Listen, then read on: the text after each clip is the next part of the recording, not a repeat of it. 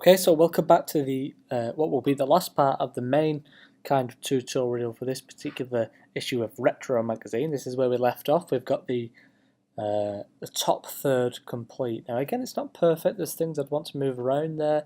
Perhaps the sticker doesn't look quite right. But we've got our general layout. Maybe make old school vibes in every issue. Our cool slogan a little bit bigger maybe, but we'll keep it like that for now. It's up to you guys to experiment after this point. Okay, so the last thing we're going to do here is we're going to add our main headline and our pull quote or pull title. Okay, so I'm going to add a new text layer. I head over to the middle here, just anywhere for now, and I'm just going to put prints, and then I'm going to Command T that to transform. Hold Shift, scale that upwards. I'm going to make it very big, but again, it's just an aerial now. I'm going to change that shortly. Just want to put it in the centre-ish there, and I'm going to apply that transformation, and then I'm going to select that, and I'm going to go with. I think I'll go with. You may not have this font, so you may have to look for an alternative. But I'm going to go for Zona Pro Thin. Okay, now again, doesn't stand out too much yet, but what we're going to do next is add the pull quote underneath, and that's going to say, if I can remember off the top of my head, let's just have a quick look. Excellent. So let's get rid of that again. Type again. The purple rain of a musical genius. Okay, now what we're going to find here is we move that to the centre. Again, it's quite difficult to see at this point. Make that. I'm just going to make it black for now. Still not very good. It's quite long, so if I make this bigger, it's going to go off the side. So I'm going to get rid of the purple rain. So I'm just going to have a layer that says the purple rain. Okay, so pull them there. There's a play on the word rain. His famous album Purple Rain has been changed to a rain as a royal rain, like a king or a prince, obviously. And again, I'm going to hit Command T, stretch that up. Now what that allows me to do, and you should try and make as many layers as possible with your text, especially when you come to working on your quotes and different stories at the side of your magazine. You'll want to play about with your layout and make sure you're using good margins. So it's good to have a load of different layers in there so you can manipulate fonts as specifically as you'd like to. So I've got the purple rain there, it's quite difficult to see.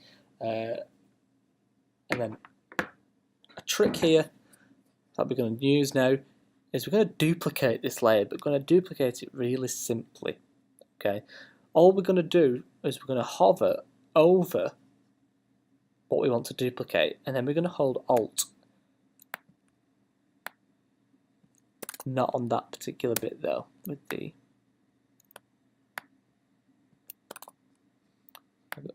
that's why I've not applied the transformation. Okay, now we hover over the layer we want, and then we hold Alt. Now as you can see, when I hold Alt, a secondary white arrow appears underneath. Now what we want to do is then drag down and then let go. Now what that gives us is a new duplicate layer underneath. Now what I'm going to do there, because that allows us to use the same properties as that duplicate, and I'm going to put of a musical genius. Just a quick little way of making it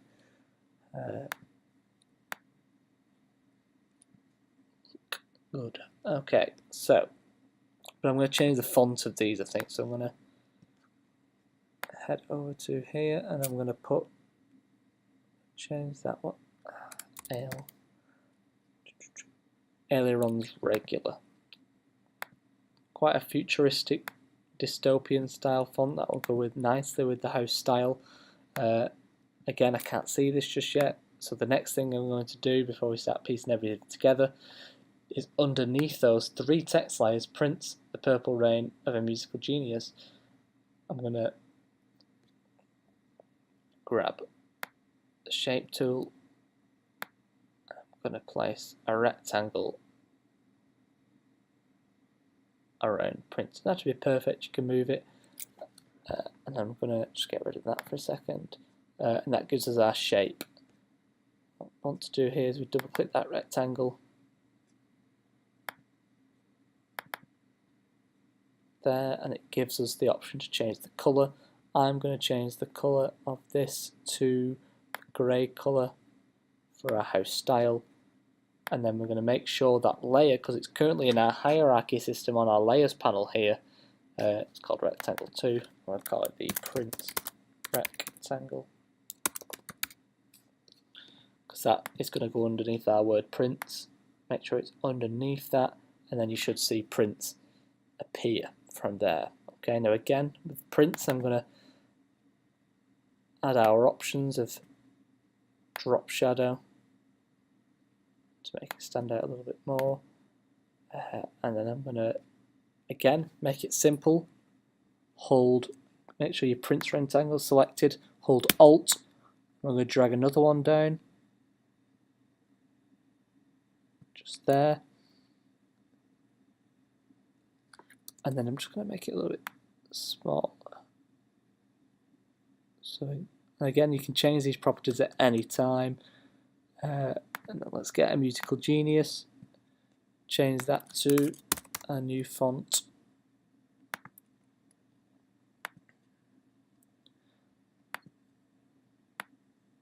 I'm just going to again make that bigger.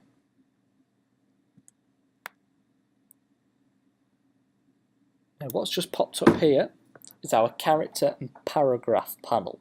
Now I'm not going to go into too much detail on this, but this allows you, the character panel allows you to manipulate the properties of the letters and the words themselves, and the paragraph, and this will come in very useful when you're looking at writing your content for your contents page and your double page spread. But it will allow you to position and justify your text, which I'll go into in another tutorial. But let's just look at the character panel. What I'm going to do here is I'm just going to, because at the minute the Purple Rain, there's quite a big gap between the spaces, so I'm just going to hold this here, and this option allows us to, without distorting it, we can move it closer together, and that's what I want. So I've just moved that to -200, and that's made the Purple Rain come closer together in terms of its letter spacing, which is what I want. So remember, -200, we're going to apply it to Musical Genius, -200. That's done the same. And what we can do now is just move that to one side, Command T on our Purple Rain, hold Shift, scale that upwards, pop it just in the centre there. That guy's done that for me. Prince rectangle copy, which is our duplicate, I'm going to put Purple Rain rectangle, just so I know. It's always good to name your layers so that you're aware of what everything is. Command T that, and then I don't have to hold Shift here. I'm just going to change the size to this bit of stylistic value so it's aesthetically pleasing on the eye.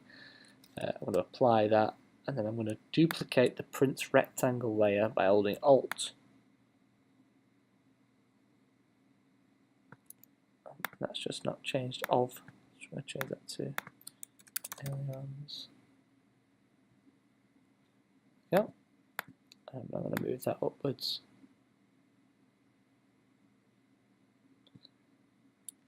Command T that.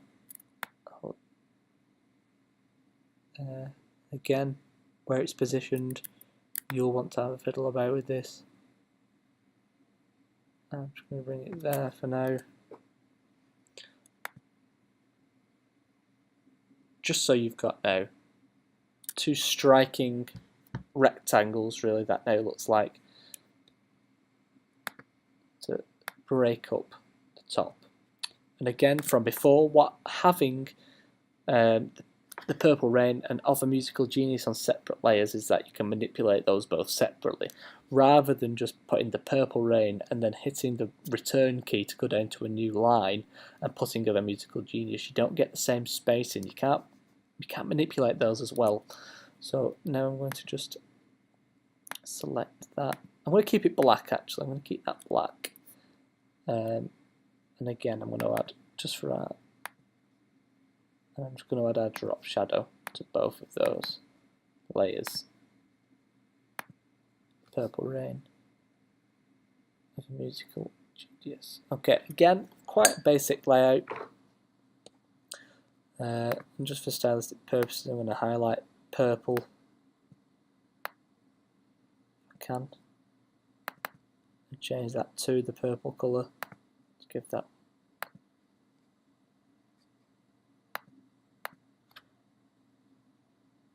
colour. And then again, and this is what we've ended up with. We've ended up with a strong base to work from for our magazine. Now, what your research will tell you here, because you'll have undertaken, if you've not done already, a lot of research into different magazines for your chosen genre, and they will have a look to them. They'll have a house style. It's up to you now to experiment and develop your magazine from here.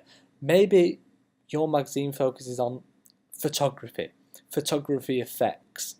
That's where you can apply those creative and technical skills to make it look like a professional piece of work. Maybe it's a gossip magazine, maybe it's a music magazine similar to NME, maybe it's a fashion magazine, Vogue for example, something similar to that. They will all have different styles.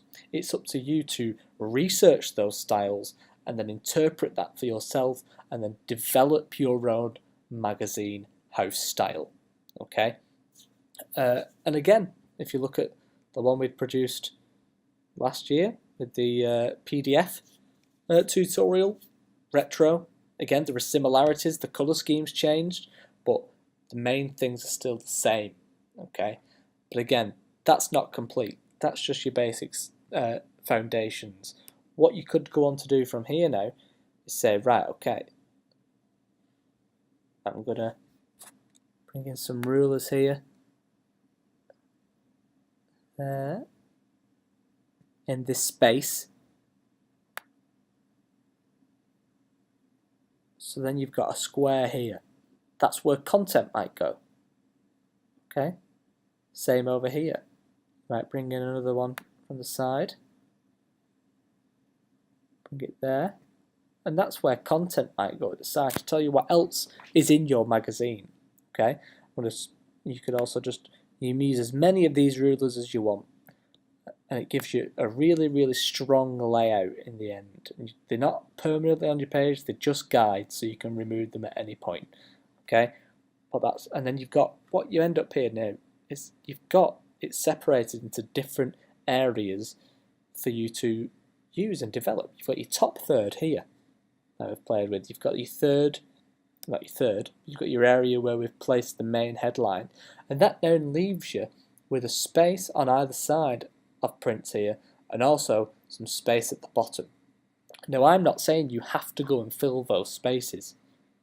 That'll depend on your house style and the research you've done into your chosen genre. Okay, so that's where we're at in terms of this particular tutorial. So you're at a point now where you can take these skills and move forward and start developing your own work, having an experiment, maybe designing some mood boards, developing some photography, and really just testing out your skills. But as is the case with anything, practice really does make perfect. You need to experiment yourself, okay? So you need to go and look at the different options that Photoshop has, the different adjustments you can make. There's almost unlimited amount of things you can do. Okay, so I'm going to leave that there for now.